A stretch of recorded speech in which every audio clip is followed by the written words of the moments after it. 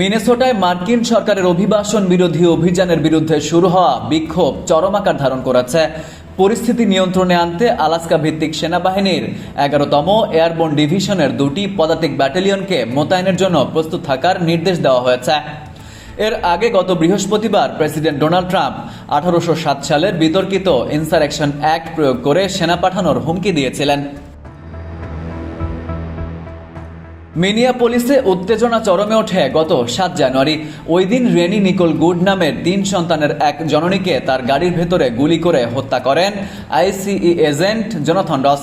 মার্কিন নাগরিক রেনির পরিবারের দাবি, তিনি বিক্ষোভকারী ছিলেন না, সন্তানকে স্কুলে নামিয়ে দিয়ে বাড়ি ফেরার পথে তাকে হত্যা করা হয়।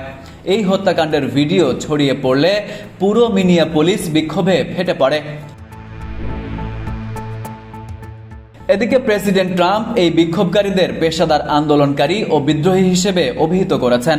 তিনি দাবি করেছেন, মিনেসোটার দুর্নীতিবাজ রাজনীতিবিদেরা আইন মানতে ব্যর্থ হলে তিনি সরাসরি সামরিক হস্তক্ষেপ করবেন। বিশেষ করে সোমালি অভিবাসী সম্প্রদায়কে এই অস্থিরতার জন্য দায়ী করছেন তিনি।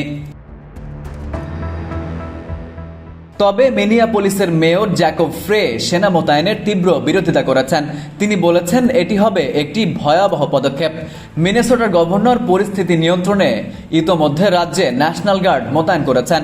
পেন্টাগনের মুখপাত্র শন পার্নেল জানিয়েছেন, কমান্ডার ইন চিফের আদেশ পালনে সেনাবাহিনী সবসময় প্রস্তুত। Farid Ahmed, IBTV USA।